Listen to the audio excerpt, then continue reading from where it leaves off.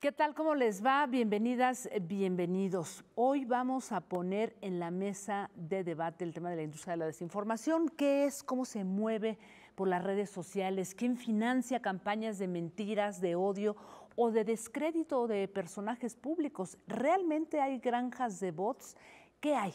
¿Qué hay detrás de todo esto? Así es que hoy vamos a hablar de este asunto a propósito de un hashtag que lleva posicionándose en Twitter desde hace casi 4 meses, algo inédito, y me refiero al tag José Ramón López Beltrán, que en estos días pues ya va como en el número 104 o 105. ¿Quién está detrás de esta campaña? Bien, pues vamos a hablar de todo esto con 3 destacados investigadores y déjenme empezar contigo, mi querido Luis Ángel Hurtado. Me da muchísimo gusto darte la bienvenida nuevamente aquí a Debate 22 y bueno, felicitarte por este laboratorio de tecnopolítica que ahora está funcionando desde la Facultad de Ciencias Políticas. Bienvenido. Pues, un gusto, como siempre, estar contigo, Grande. Gracias. Muchas gracias. Y bueno, déjame presentarte a ti también, Patricia. Patricia Quetzali Baeza. Tú también formas parte de este laboratorio. Así es, estamos en este laboratorio. Un gustazo estar contigo, Jacaranda. Muchas gracias a ti. Y el otro tocayo, Luis Alfredo Martínez Cortés, que también es integrante de este laboratorio de tecnopolítica. ¿Cómo estás? Bienvenidos. Muy bien, Jacaranda, por aquí. Qué bueno, pues me da muchísimo gusto y más que pues la facultad, ¿no? Esta universidad, mi facultad, que también es mi alma mater, pues esté trabajando en estos temas y agradecerte, bueno, porque quiero compartirle al público que hoy nos traes una exclusiva de todo esto que han estado investigando sobre este hashtag, ¿no? Que lleva pues ya un buen tiempo ahí. ¿Qué está pasando? A ver, cuéntanos un poquito. Bueno, primeramente muchas gracias, Jacaranda. Justamente nosotros venimos a este espacio, te agradezco muchísimo, a presentar los resultados de una investigación que lleva aproximadamente 2 meses, sí. 2 meses en construcción, alrededor de un hashtag muy inusual y es un hashtag que ha roto en todos los sentidos récords. Se ha posicionado ya casi, va para 4 meses de posicionamiento. Sí, qué cosa. Y en ese sentido, no ha habido en la historia de nuestro país un hashtag que se haya mantenido durante tanto tiempo. Ha habido ciertos casos, el más emblemático, el hashtag Yo Soy 132, ha habido hashtag en temporada, por supuesto, de elecciones que se han posicionado alrededor de 30 días, máximo 40 días, pero ninguno que sobrepase los 100 días. Y justamente este hashtag está respondiendo a digamos, este llamado. Pero nosotros cuando empezamos a estudiarlo, decíamos, ¿atiende a un llamado ciudadano o atiende a un llamado más bien de intereses que están detrás por posicionarlo? A partir de eso, nosotros en el Laboratorio de Tecnopolítica decidimos analizarlo, decidimos desentrañar qué palabras se están utilizando, alrededor de qué círculos están, digamos, posicionando este hashtag y sobre todo hacer conjeturas o ciertos indicios para futuras investigaciones de decir quién está detrás de todo esto, quién se quiere apoderar o quiere posicionar estos temas, esta conversación en una red social que últimamente ha generado mucha tendencia, que es el caso de Twitter. Sí, totalmente. Bueno, pues vamos a ponerle un poquito de suspenso y antes de que me digas quién está detrás de todo esto, cómo está funcionando, déjame ir contigo, Patricia. ¿Cómo trabajaron esta investigación? ¿Qué hicieron? ¿Qué empezaron a rastrear por ahí para llegar a estas conclusiones? Muy bien, pues básicamente nosotros hicimos una especie de monitoreo constante para identificar cada uno de esos hashtags. ¿Ok? Identificamos algunos elementos en donde había veces que el hashtag, no sé, por ejemplo, José Ramón López Beltrán 20 se proporcionaba en la lista de Trending Topic el día 22 de abril, pero también el día 23 de abril. Entonces, ¿qué es lo que hacían básicamente estos bots, se podría decir? ¿Sí son bots? Podemos decir que hay de las dos. Bueno, hay una controversia entre si son bots o no son bots. Ya. Pero bueno, eso lo dejamos más adelante. Perfecto. Nosotros nos dimos cuenta que se estaban posicionando constantemente. Algunos no tenían como un tweet en específico, algunos sí tenían como el insulto, el comentario negativo, pero otros simplemente nada más generaban el hashtag constantemente y encontramos un pequeño detalle y una observación en donde se mantenía el hashtag, no sé, José Ramón López Beltrán 7 días. ¿Para qué? Para que esto estuviera en tendencia y mantuviera como en la conversación constante. Ya. Luis, ¿cómo se investiga, cómo se indaga, cómo hacen toda esta búsqueda en ese enorme universo, en ese mar de conversaciones que es Twitter y sobre todo, bueno, para llegar a una conclusión pues impresionante como de la que hoy vamos a hablar? Claro, pues por supuesto es una labor bastante delicada en el sentido de que tú sabes que el espacio digital de Twitter es muy amplio, más amplio de lo que algunas veces nos gustaría hacer. En ese sentido, tú sabes que las opiniones en Twitter se cuecen de forma muy rápida. Entonces, la forma en la que nosotros lo buscábamos era ser muy específicos y delimitar exactamente el hashtag. Es decir, si nuestro propósito era investigar todo el universo de este hashtag José Ramón López Beltrán, nos enfocábamos solamente en aquellos días en los que pensábamos que justamente la interacción era inusual o crecía, siempre analizando este hashtag y excluyendo aquellos datos que resultaban basura o no generaban o no abonaban a la suma de este hashtag. La tendencia, como ya lo hemos mencionado, se ha mantenido firme, ha ido creciendo. En los datos que traemos podemos ver que hay días en los que crece de forma exponencial y otras veces que no recibe la atención que esto se merece. Pero se hace de manera, por decirlo, si es que es correcto el término, manual, o sea, no se va, o lo hacen con algún algoritmo, con algún programa. ¿Cómo se hace digamos que todo este análisis? Primeramente, lo que hacemos es detectarlo de forma manual. Lo posicionamos en las tendencias que hay, digamos, las principales 10 tendencias que hay en México. Una vez que entra entre en las 10 principales tendencias en Twitter en México, ya empezamos a hacer un trabajo más detallado a partir de ciertas herramientas digitales que hay y que hemos desarrollado también nosotros en el laboratorio. Hemos construido una herramienta en la cual nos permite recopilar todas aquellas comentarios en donde se coloca el hashtag, el hashtag, y todos esos comentarios los empezamos a extraer, los colocamos precisamente en una gran base de datos y a partir de esa gran base de datos empezamos a meter filtros. Empezamos a ver primeramente si realmente corresponde al periodo durante el levantamiento, digamos, durante el día que se emitió el hashtag, o corresponde a otro, porque estamos hablando de un hashtag, ahorita traemos los datos, que se ha posicionado 100 días, pero se ha posicionado de diferente forma.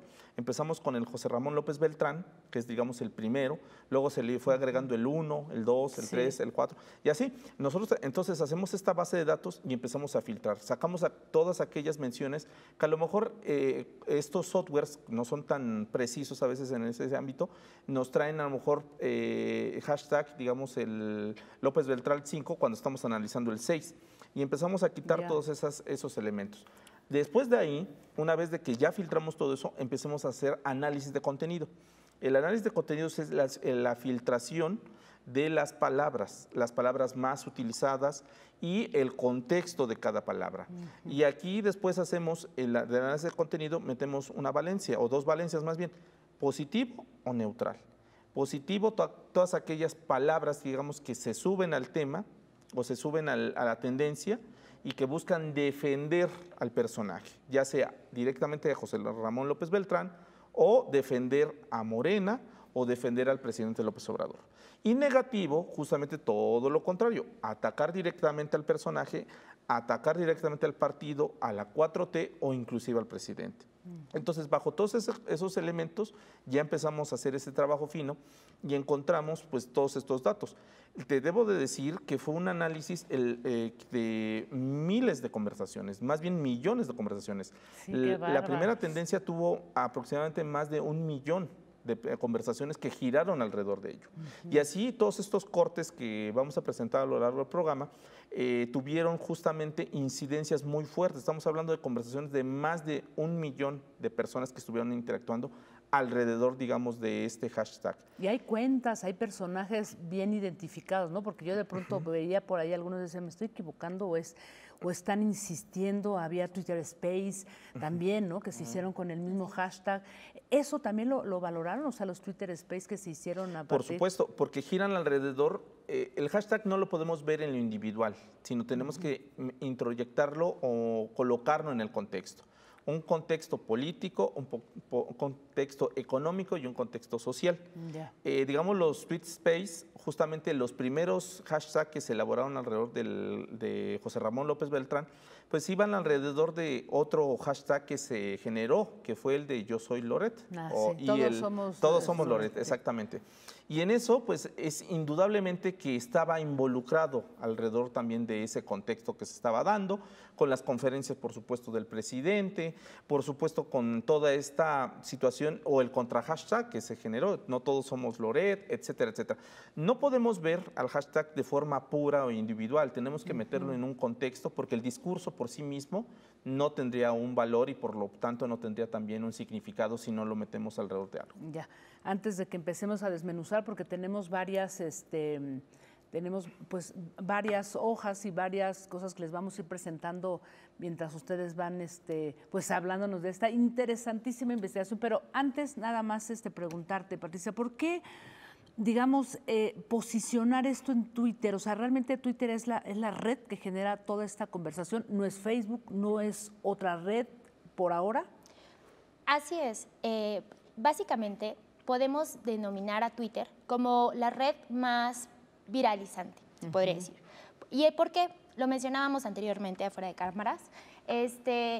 Actualmente en Facebook la conversación que existe tiene una similitud. La gente con la que conversas y con la que interactúas es gente que tiene una similitud a ti. Ya, mucho más orgánico, muchísimo más orgánica, es gente más cercana a ti. ¿Por qué? Porque Facebook tiene la famosa llamada filtro burbuja, en la cual la gente conversa y tiene toda esta similitud a ti. Entonces, si tú, no sé, por ejemplo... Pero Twitter también, ¿no? Sí, pero ahí la burbuja se rompe. De alguna forma es más fácil posicionar un tema dentro del espacio público digital de Twitter que posicionar un tema en Facebook. Es por ello el alcance es mayor. ¿Por qué? Porque no existe esta burbuja, no existe esta barrera que, a diferencia de otras redes sociales como Facebook o Instagram, que pues básicamente son lo mismo, pues sí existen esas barreras en donde es casi el algoritmo juega y de alguna forma te arroja gente afín a ti. Si se dan cuenta, en la red social Facebook, la mayoría de las personas son quizá conozcas a, y de alguna forma se forma una cadenita, pero esa cadenita te encierra y entonces no sales de ahí. A diferencia de Twitter, en donde logras posicionar temas y logras brincar más allá. Es por ello que el ciberactivismo y diversos, pues algunos hechos históricos, pues han logrado posicionarse en Twitter, como el Yo Soy 132, etcétera. Y como hashtag claro, del que vamos a hablar. Supuesto. A ver, vamos a hacer una pausa, pero tú le dices al público qué vamos a encontrar ahorita, mientras vamos a pasar las láminas que forman parte de toda esta investigación. ¿Qué hay detrás de esto? Bueno, primeramente estamos presentándoles, debo decirlo en exclusiva, una investigación en la cual detallamos los principales, por lo menos unos de los tantos temas de tendencia alrededor del hashtag José Ramón López Beltrán, y van a ver algo que se llama nube de palabras. El nube de palabras es justamente una técnica que se utiliza en análisis de contenido para destacar cuáles son las palabras más utilizadas y sobre todo para destacar también los grados de positividad o negatividad de un discurso. Lo que vamos a ver es justamente eso, cómo cada hashtag tuvo ciertos momentos, ciertas palabras utilizadas, ciertos actores y en llegado momento ciertos elementos positivos y ciertos elementos negativos. Pero algo muy importante, no quiere decir que fueran aislados, hubo una operación orquestada porque hubo palabras muy frecuentes o recurrentes o ciertos actores que constantemente se estuvieron repitiendo durante estos más de 100 días. Bien, pues vamos a hacer una pausa y regresando nos vas a decir quién está detrás de esta operación orquestada. Por favor, ya no nos tengas así en suspenso. Volvemos en un segundo.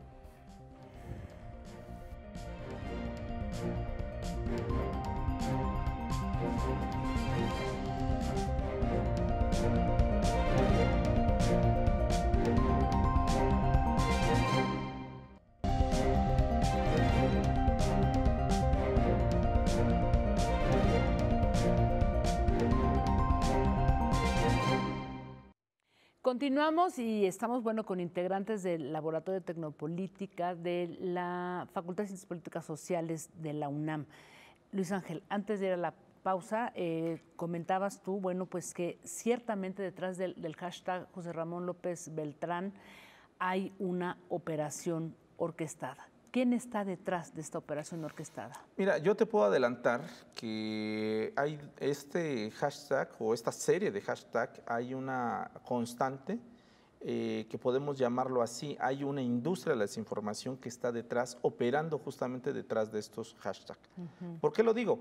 Porque, lo vuelvo a repetir, de manera orgánica, muy pocos hashtags en la historia de nuestro país se han posicionado durante tantos días en el espectro.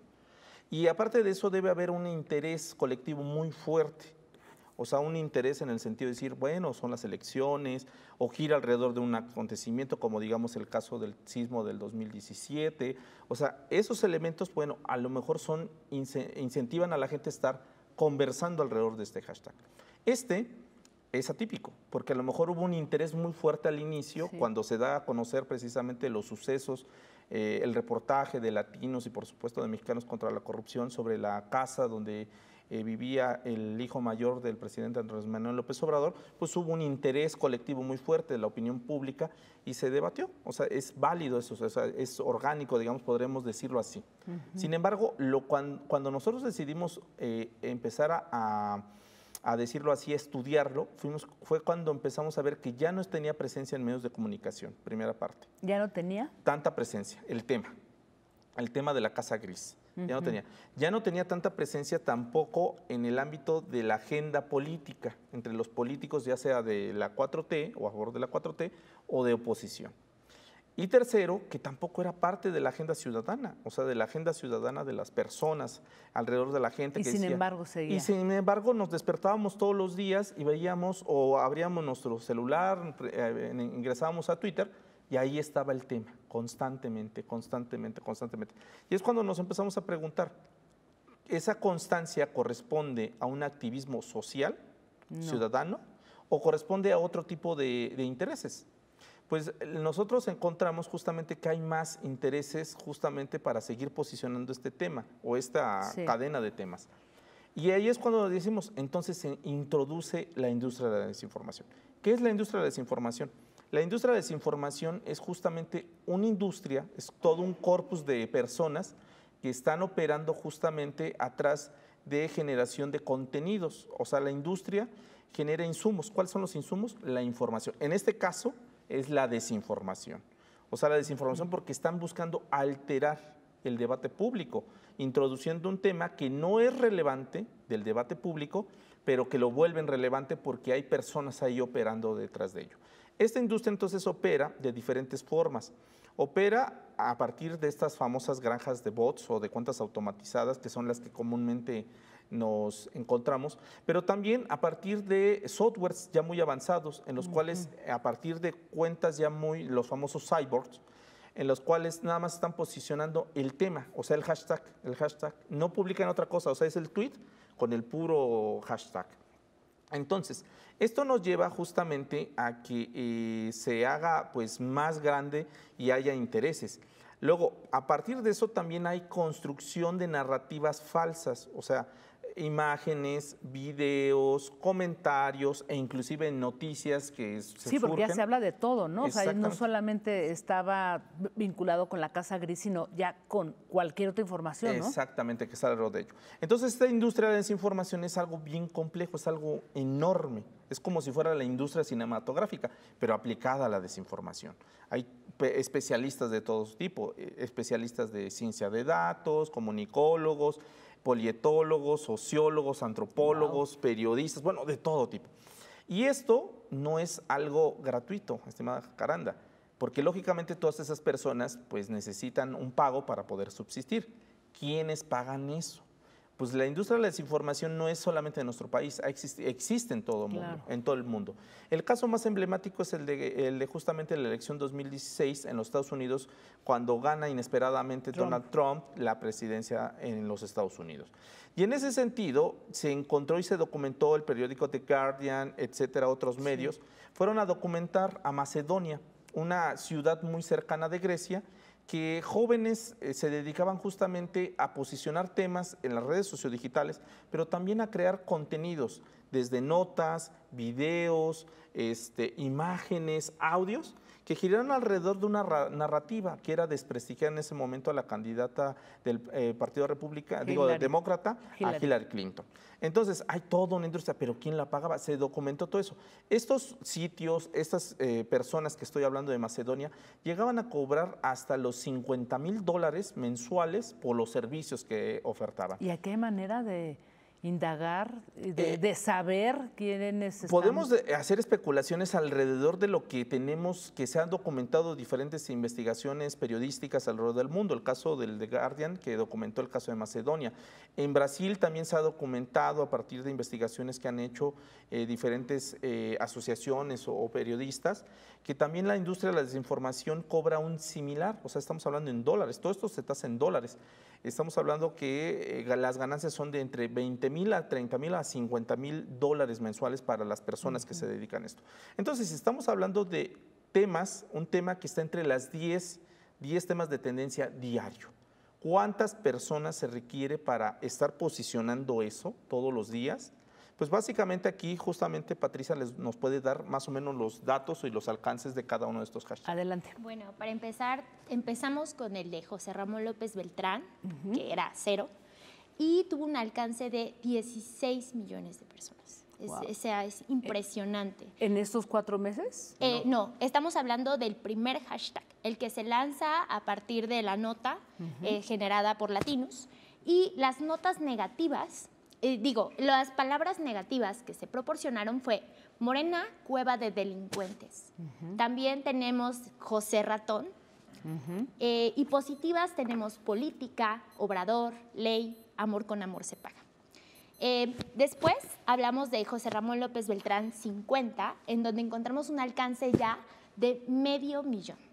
Medio millón. Entonces, ahí es en donde podemos observar que la conversación, como lo mencionaba aquí el doctor, es mínima, o sea, empieza a reducirse, ¿no? ¿Por qué? Porque conseguir que el hashtag se mantenga bastante tiempo, pues obviamente no se iba a lograr, ¿verdad? Entonces, ahora tenemos medio millón y las palabras positivas son presidente, gobierno, AMLO, patria, familia. Y las negativas tenemos el imbécil de Palacio, que fue uno de los hashtags más constantes que se estuvieron presentando a lo largo de los días. También el tema de Beltrán y AMLO corrupto mafioso. Aquí mi compañero Luis también nos va a comentar algunos de las palabras que... Sí. Claro, Jacaranda, creo que es importante mencionar que es muy difícil mantener un hashtag tan grande. Es por eso que las variaciones de menciones son muy relativas.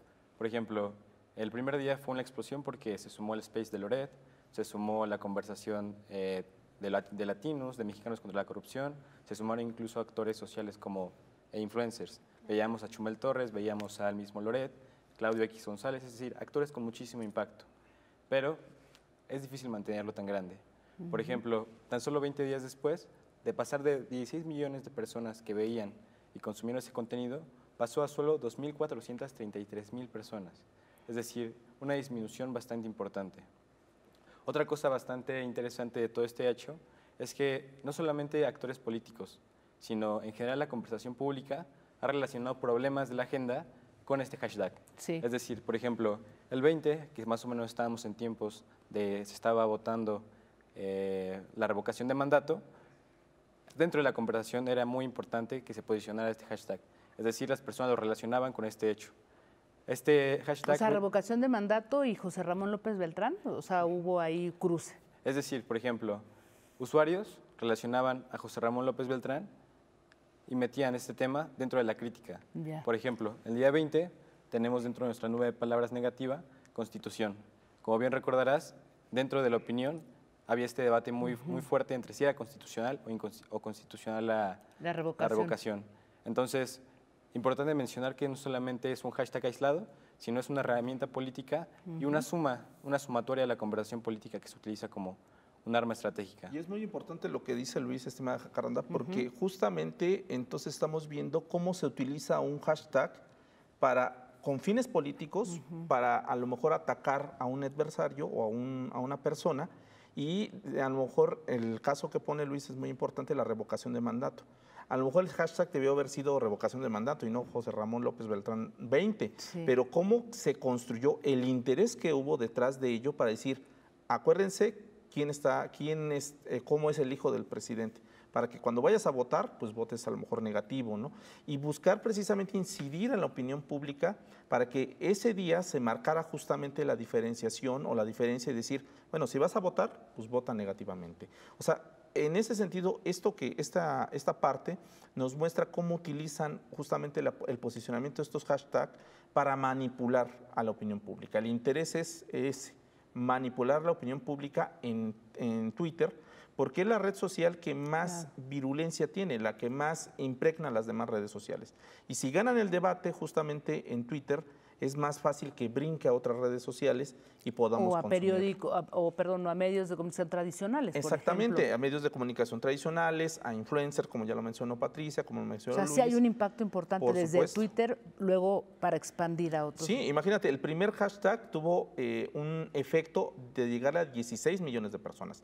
El siguiente hashtag, que es el Medio número... millón, ¿no? El siguiente es ¿El número 20? ¿El El número 10? 20 Con 17 millones. con 17 millones. de personas. Lo que nosotros vimos, y por eso buscábamos el alcance, es cómo inicia con un top muy fuerte, llegando a 16 millones de personas, muchísimo. pero aún así se mantiene y tiene una curvatura, pero aún así lo más interesante, ¿cómo puede ser que, digamos, el ciclo de ese hashtag ya tenía que haber muerto, digamos, como lo tenemos que decir, pero aún así se mantuvo, y no solamente se mantuvo, sino que tiene sus momentos en los cuales se inyecta más, pues vamos a decirlo así, recursos para que se siga manteniendo y siga creciendo y siga posicionando. La investigación que hacemos comprueba precisamente eso, cómo un hashtag también tiene sus periodos de vida, pero en especial encontraron una grieta en la cual poder atacar al presidente, poder marcar precisamente, atacar a su administración y sobre todo poder seguir manipulando la esfera pública digital a partir de este tema que ya está en el conocimiento de todos los mexicanos. De acuerdo. Que desafortunadamente se nos ha terminado el tiempo de este programa, pero antes de irme quisiera que me dijeran dónde puede seguir la gente, pues seguir investigando en esta investigación, o sea, en todo esto que nos han presentado hoy. Bueno, nosotros lo difundimos en las redes sociales del Laboratorio de Tecnopolítica. Sí. Ahí hacemos no solamente esta nube de palabras y damos una explicación detallada de los alcances, inclusive de las cuentas automatizadas, de las cuentas no automatizadas, de los líderes de opinión que estuvieron detrás de estas tendencias. Ahí pueden consumir toda esta investigación que nos llevó aproximadamente 2 meses construir y presentar contigo, estimada. Pues les agradecemos muchísimo, de verdad. Espero que puedan venir pronto y pues a ver cuánto tiempo más se mantiene este hashtag. ¿Le dan más vida todavía? Sí, por supuesto. Sí. Llegó, desde mi punto de vista, llegó para quedarse y yo le auguro un año más de vida. Yo también. De verdad. Sí, Muchísimo más. definitivamente. Bueno, pues, ¿qué les parece si hacemos extensiva la invitación y vienen después para seguir conversando sobre el tema? ¿De Claro que acuerdo? sí. Un gusto, Muchas Fernanda. gracias a ustedes Muchas y gracias gracias. a todas, a todos por habernos acompañado. Nos vemos el próximo jueves. Si quieren ver el programa completo, se queda en la cuenta de Noticias 22 Digital y en YouTube, ahí está. Que descansen.